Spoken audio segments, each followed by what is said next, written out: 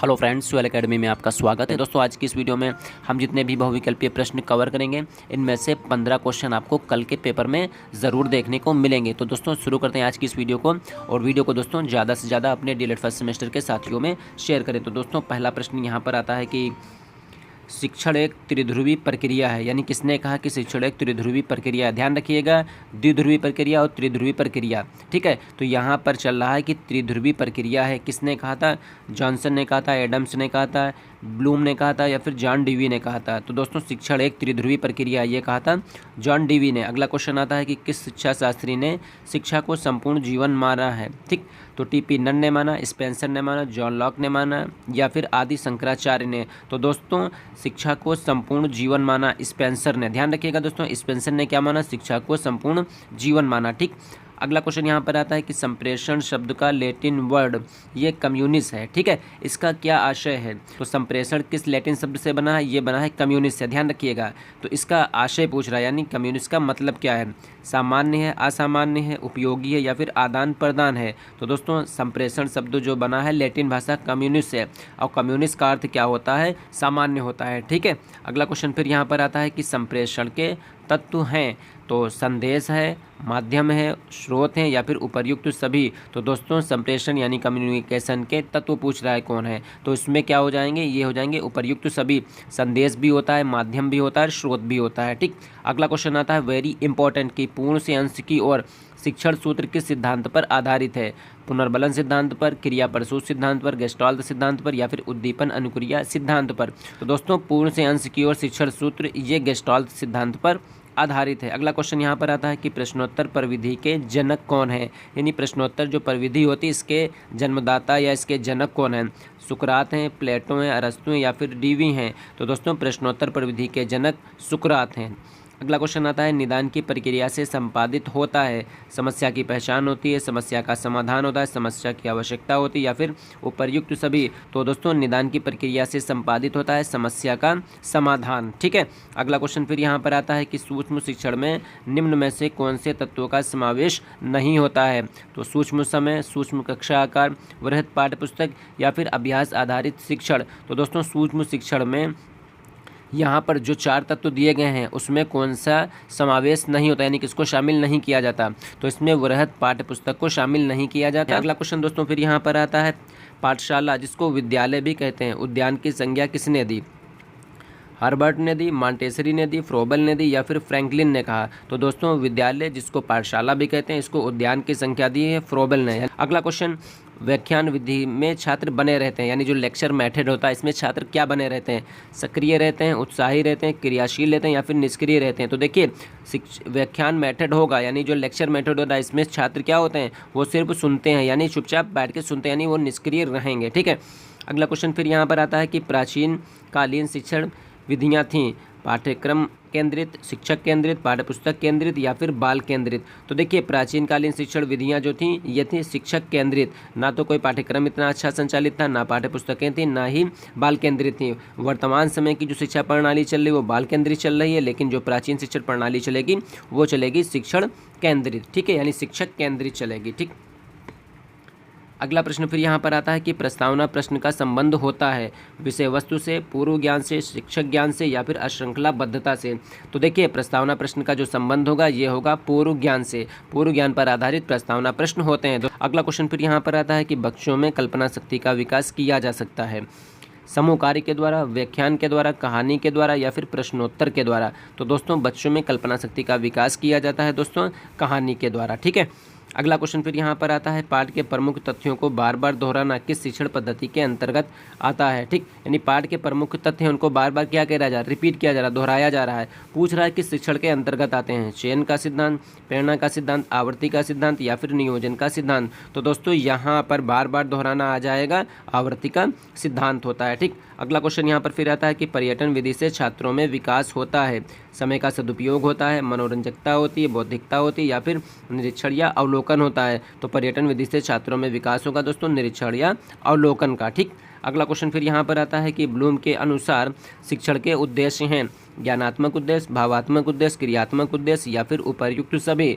तो ब्लूम के अनुसार शिक्षण के उद्देश्य होते हैं दोस्तों उपर्युक्त सभी। अगला क्वेश्चन सविद्या या विमुक्ति है शिक्षा का उद्देश्य किस विचारधारा का मानना है, आदर्शवाद का, प्रकृतिवाद का, प्रयोजनवादी का या फिर अस्तित्ववादी का। तो सविद्या या विमुक्ति है ये शिक्षा का उद्देश्य दोस्तों है आदर्शवादी विचारधारा का मानना है। ठीक है, अगला क्वेश्चन आता है गेस्टाल्ट मनोवैज्ञानिक सिद्धांत पर आधारित शिक्षण सूत्र है सूक्ष्म से स्थूल की ओर, ज्ञात से अज्ञात की ओर, पूर्ण से अंश की ओर या फिर विशिष्ट से सामान्य की ओर। तो दोस्तों गेस्टाल्ट मनोवैज्ञानिक सिद्धांत पर आधारित शिक्षण सूत्र हो जाएगा पूर्ण से अंश की ओर। ठीक है, अगला क्वेश्चन फिर यहाँ पर आता है शिक्षण एक त्रिध्रुवी प्रक्रिया है किसने कहा, जॉन डीवी ने कहा, एडम्स ने कहा, रेमंड ने कहा या फिर एंडरसन ने कहा। तो दोस्तों जॉन डीवी ने कहा कि शिक्षण एक त्रिध्रुवी प्रक्रिया है। अगला क्वेश्चन आता है कि संप्रेषण शब्द की उत्पत्ति किस लैटिन शब्द से हुई, कम्युनिस्ट से हुई, कम्युनिकल से हुई, कम्युनिकेशन से हुई या फिर इनमें से कोई नहीं। तो दोस्तों संप्रेषण शब्द की उत्पत्ति ये हुई कम्युनिस्ट शब्द से। ठीक, अगला क्वेश्चन फिर यहाँ पर आता है संप्रेषण के प्रकार हैं 4 प्रकार हैं, 2 प्रकार हैं, 1 प्रकार है या फिर 3 प्रकार हैं। तो संप्रेषण के प्रकार हो जाएंगे दोस्तों 4। अगला क्वेश्चन यहाँ पर आता है कि प्रोजेक्ट पद्धति के जन्मदाता फ्रोबेल, मॉन्टेसरी, किलपैट्रिक या फिर पेस्टोलॉजी। तो प्रोजेक्ट पद्धति के जन्मदाता हो जाएंगे दोस्तों किलपैट्रिक। ठीक, अगला क्वेश्चन फिर यहाँ पर आता है कि निम्न में से शिक्षण का सामान्य सिद्धांत नहीं है, क्रियाशीलता का सिद्धांत, रुचि का सिद्धांत, नियोजन का सिद्धांत या फिर परिमाण का सिद्धांत। तो दोस्तों यहाँ पर शिक्षण का सामान्य सिद्धांत नहीं है, तो ये परिमाण का सिद्धांत शिक्षण का सामान्य सिद्धांत नहीं है। बाकी क्रियाशीलता का सिद्धांत, नियोजन का सिद्धांत और रुचि का सिद्धांत ये शिक्षण के सामान्य सिद्धांत होते हैं। अगला क्वेश्चन आता है कल्पना और तर्क शक्ति का विकास किस शिक्षण प्रविधि के माध्यम से करते हैं, व्याख्यान विधि से, प्रश्नोत्तर विधि से, खेल प्रविधि से या फिर कहानी प्रविधि से। तो दोस्तों क्या होता है कहानी प्रविधि से कल्पना और तर्क शक्ति का दोस्तों विकास होता है। अगला होता है सुकरात प्रविधि किसको कहते हैं, कहानी प्रविधि को, प्रयोग प्रविधि को, प्रश्नोत्तर प्रविधि को या फिर विश्लेषण प्रविधि को। तो दोस्तों सुकराती प्रविधि कहेंगे प्रश्नोत्तर प्रविधि को। ठीक है, क्योंकि प्रश्नोत्तर विधि के जन्मदाता जो थे वो सुकरात थे। ठीक, ध्यान रखिएगा। अगला क्वेश्चन फिर यहाँ पर आता है शिक्षक केंद्रित शिक्षण में शिक्षा का केंद्र बिंदु होता है, शिक्षक होता है, विद्यार्थी होता है, प्रधानाचार्य होता है या फिर पाठ्यक्रम होता है। तो शिक्षक केंद्रित शिक्षण में शिक्षा का केंद्र बिंदु हो जाएगा दोस्तों शिक्षक यहाँ पे। ठीक है, शिक्षक केंद्रित। और बाल केंद्रित में शिक्षा का केंद्र बिंदु कौन हो जाएगा, तो वो हो जाता है बालक यानी स्टूडेंट यानी विद्यार्थी हो जाएगा। ठीक, ध्यान रखिएगा। शिक्षक केंद्रित में शिक्षक, बाल केंद्रित में बालक यानी विद्यार्थी हो जाएगा। क्लियर। अगला क्वेश्चन यहाँ पर फिर आता है सूक्ष्म शिक्षण पद्धति के जन्मदाता यानी जो माइक्रो टीचिंग होती है, ठीक है, इसके जन्मदाता पूछ रहे हैं। डी एलन है, स्किनर है, के पासी है या फिर रायबर्न है। तो दोस्तों सूक्ष्म शिक्षण पद्धति के जन्मदाता हो जाएंगे डी एलन। अगला क्वेश्चन यहाँ पर आता है कि पाठ प्रस्तावना कौशल का आधार बिंदु है, पाठ्यक्रम, परिवार, पूर्व ज्ञान या फिर पाठ। तो पाठ प्रस्तावना कौशल का प्रमुख आधार बिंदु होता है, ये होता है पूर्व ज्ञान यानी पूर्व ज्ञान पर आधारित प्रश्न पूछे जाते हैं बच्चों से। ठीक है, अगला क्वेश्चन फिर यहाँ पर आता है व्याख्यान विधि में छात्र बने रहते हैं, मूक बने रहते हैं, सक्रिय रहते हैं, निष्क्रिय रहते हैं या इनमें से कोई नहीं। तो दोस्तों व्याख्यान विधि में छात्र बने रहेंगे निष्क्रिय यानी चुपचाप बैठ के वो सुनते हैं। ठीक है, अगला क्वेश्चन फिर यहाँ पर आता है कि अधिगम का अर्थ है लक्ष्य प्राप्त करना, सीखना, व्यवहार करना या फिर उपरोक्त सभी। तो अधिगम का अर्थ होता है सीखना, लर्निंग जिसको कहते हैं। ठीक, अगला क्वेश्चन फिर यहाँ पर आता है कि शिक्षण का अभिप्राय है यानी शिक्षण से आप क्या समझते हैं। तो पढ़ाना हो गया, सिखाना हो गया, अधिगम हो गया या फिर उपरोक्त सभी। तो शिक्षण का अर्थ होता है दोस्तों पढ़ाना यहाँ पे। ठीक है, अगला क्वेश्चन आएगा शिक्षण का संबंध नहीं है, शिक्षक, विद्यार्थी, पाठ्यपुस्तक या इनमें से कोई नहीं। तो दोस्तों शिक्षण का संबंध नहीं है तो शिक्षक से भी होता है, पाठ्यपुस्तक से भी होता है, विद्यार्थी से भी होता है। तो इसका राइट आंसर हो जाएगा इनमें से कोई नहीं। ठीक है, अगला क्वेश्चन यहाँ पर फिर आता है शिक्षण पुनर्बलन की आवश्यकताओं का क्रम है। ये किसने कहा, क्या है शिक्षण पुनर्बलन की आवश्यकताओं का क्रम। तो ये बीएफ स्किनर ने कहा, रायबर्न ने कहा, क्लार्क ने कहा या फिर रस्क ने कहा। तो शिक्षण पुनर्बलन की आवश्यकताओं का क्रम है, ये कहा है बीएफ स्किनर ने। ठीक है, अगला क्वेश्चन यहाँ पर आता है शिक्षण सीखने के लिए दी जाने वाली प्रेरणा, निर्देशन और प्रोत्साहन है। ये परिभाषा किसकी है, थॉमसन की है, गेज की है या फिर बर्टन की है या फिर जॉन ब्रूएकर की है। ठीक है, तो शिक्षण सीखने के लिए दी जाने वाली प्रेरणा, निर्देशन और प्रोत्साहन है, ये परिभाषा है दोस्तों बर्टन की, ध्यान रखिएगा। अगला क्वेश्चन फिर यहाँ पर आता है शिक्षण प्रक्रिया में स्तंभ यानी पिलर हैं, पोल जिनको हम लोग कहते हैं, 1 है, 3 है, 4 है या फिर 5 हैं। तो शिक्षण प्रक्रिया में स्तंभ, पोल या पिलर होते हैं 3। कौन कौन होते हैं, सबसे पहले आते हैं इसमें स्टूडेंट्स, फिर उसके बाद यहाँ पे आता है टीचर, फिर उसके बाद यहाँ पर आता है सिलेबस यानी पाठ्यक्रम होता है। ठीक, ध्यान रखिएगा 3 पिलर होंगे। ठीक, अगला क्वेश्चन यहाँ पर होता है शिक्षण होता है, सुनियोजित होता है, प्रेरणात्मक होता है, सुझावात्मक या फिर उपरोक्त सभी। तो जो शिक्षण होता है ये होता है सुनियोजित होता है। ठीक है, अगला क्वेश्चन आता है शिक्षक के समक्ष शिक्षण में समस्या होती है।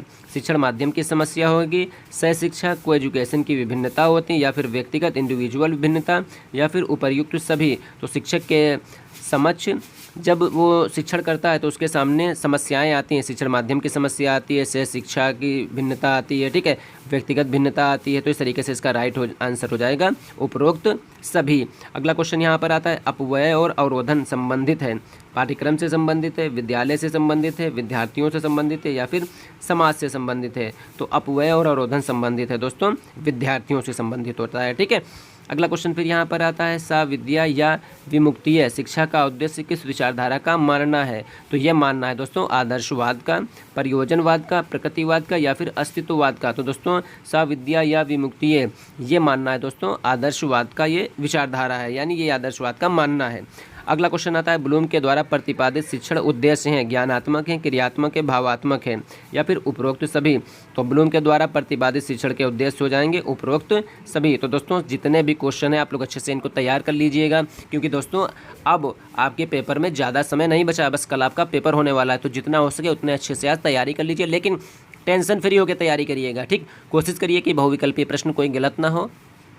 अति लघुत्तरी प्रश्न का उत्तर आप अच्छे से लिख के आएँ, और लघुत्तरी प्रश्नों को आप अच्छे से हिसाब से लिखें। जो आपसे पूछा जा रहा हो आप उसी को लिखिए, आप उसमें कोई बातचीत बढ़ा चढ़ा के कुछ मत लिखिएगा। जो पूछा जा रहा है आप उसका आंसर करिएगा। ठीक है, तो उम्मीद करेंगे यहाँ से आप अच्छे से इसको समझ रहे होंगे, क्योंकि आप स्टूडेंट्स हैं, लेकिन अब स्टूडेंट्स कैसे हैं, टीचर स्टूडेंट्स आप हैं। ठीक है, अगला क्वेश्चन फिर यहाँ पर आता है कि पाठ्य वस्तु विश्लेषण विधि में प्रयुक्त होता है लिखित संप्रेषण, मौखिक संप्रेषण, ए और बी दोनों, यानी लिखित और मौखिक दोनों, या इनमें से कोई नहीं। तो देखिए पाठ्य वस्तु विश्लेषण विधि में प्रयुक्त होता है लिखित संप्रेषण और मौखिक संप्रेषण। इस तरीके से इसका राइट आंसर हो जाएगा सी ऑप्शन, ए और बी दोनों। अगला क्वेश्चन आता है कक्षा में संप्रेषण का माध्यम होता है मुख्य माध्यम, हार्डवेयर उपकरण, पुस्तकें, या फिर मुख्य माध्यम व हार्डवेयर उपकरण। ठीक है, तो कक्षा में संप्रेषण का माध्यम होता है दोस्तों मुख्य माध्यम भी होता है और हार्डवेयर भी होता है। ठीक है, अगला क्वेश्चन यहाँ पर आता है कि कक्षा में संप्रेषण का प्रारूप होता है, तो प्रारूप कैसा होगा, शाब्दिक संप्रेषण, अशाब्दिक संप्रेषण, शाब्दिक और अशाब्दिक संप्रेषण दोनों, या फिर लिखित संप्रेषण। तो कक्षा में संप्रेषण का जो प्रारूप होगा वो हो जाएगा शाब्दिक और अशाब्दिक हो जाएगा। ठीक, अगला क्वेश्चन अशाब्दिक संप्रेषण का आंकलन किया जाता है फ्लैंडर की विधि से, या फिर ओवर की प्रविधि से, या फिर ग्लोबे की प्रविधि से, या फिर उपयुक्त सभी से। ठीक है, तो अशाब्दिक संप्रेषण का आंकलन किया जाता है ग्लोबे की प्रविधि से। अगला क्वेश्चन आता है शिक्षण प्रक्रिया के पक्ष हैं, शिक्षार्थी है, शिक्षक हैं, पाठ्यवस्तु है, या फिर उक्त सभी। तो शिक्षण प्रक्रिया के दोस्तों पक्ष हो जाएंगे उपयुक्त सभी। शिक्षार्थी भी होता है, शिक्षक भी होता है, पाठ्यवस्तु भी होती है, इसीलिए शिक्षण को क्या कहते हैं, त्रिध्रुवी प्रक्रिया कहते हैं। ठीक है, अगला क्वेश्चन फिर यहाँ पर आता है दार्शनिक सिद्धांत का प्रतिपादन किया ब्रूनर ने किया, बीओ स्मिथ ने किया, फ्लैंडर्स ने किया, या फिर सुकरात ने किया। तो दार्शनिक सिद्धांत का प्रतिपादन किया था दोस्तों सुकरात ने। अगला क्वेश्चन यहाँ पर आता है शिक्षक किस प्रकार का व्यवहार करते हैं। सेकंड यहाँ पर आता है वे वैसा व्यवहार क्यों करते हैं। तीसरा आता है उस व्यवहार का क्या प्रभाव होता है। ये किसका कथन है, स्मिथ का है, गेज का है, ब्रूनर का है, या फिर कार्लिंगर का है। ठीक है, तो दोस्तों ये जो कथन है ये हो जाएगा गेज का। उन्होंने कहा कि शिक्षक किस प्रकार का व्यवहार करते हैं, वे वैसा व्यवहार क्यों करते हैं, और उस व्यवहार का क्या प्रभाव पड़ता है। ठीक है, गेज ने ये कहा था।